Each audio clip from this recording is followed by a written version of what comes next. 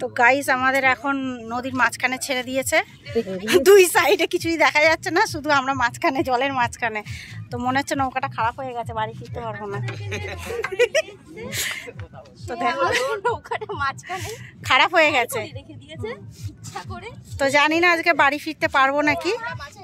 তো সবারই ভয় ধুকধুক করছে। আপনার কেমন ফিলিংস হচ্ছে দাদা? জলের মাঝখানে এখন ঠিক আছে?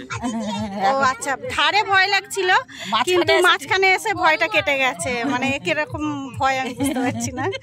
যে এই তোমার কি ফিলিংস হচ্ছে গো? আমার খুব ভালো লাগছে। আমার বুড়োর কি হচ্ছে দেখি, বুড়ো ওটা।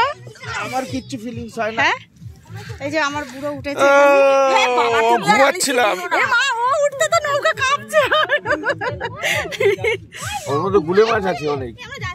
তো দেখো নৌকা চলছে না, কিন্তু কোনো ইঞ্জিনের শব্দ নেই। আমাদের নৌকাটা খারাপ হয়ে গেছে, গুলে মাছ ধরবে এখন। সত্যি গরু মরা ওটা? ও এখানে একটা গরু মরা ভাসছে।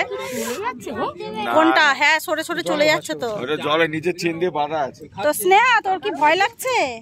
তোমার মনে হচ্ছে চলে যাচ্ছে? হ্যাঁ নৌকা যাচ্ছে, বাপ মেয়ে ধারে ভয় পাচ্ছিল, জলের মাঝখানে এসে ভয় লাগছে না। না আমার ভয় লাগছে না। তো এখন মনে হচ্ছে সাঁতার কেটেই বাড়ি ফিরতে হবে। এই তো এখন জীবন থেকে নিয়ে হোপলেস হয়ে গেছি, তো এখন ভয় লাগছে না। আর ভয় লাগছে না। হোপলেস মানুষ দেখি হাত দেবে না। এমানা তোর কি ভয় লাগছে? হ্যাঁ বলে দে এখানে। না না হ্যাঁ কোনটা? না করতে আসিস ভয় লাগছে না?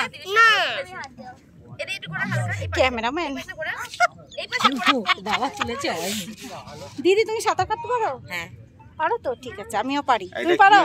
হ্যাঁ। তুমি সাঁতার কাটো? তুমি পারো? এটা কি হচ্ছে না, আমি সুইমিং এ ফাঁসছিলাম। এই বাবা, ওর জন্য এত ভয় লাগছে। জলটা দুই সাইড দিয়ে যাচ্ছে, এরকম মনে হচ্ছে যাচ্ছে।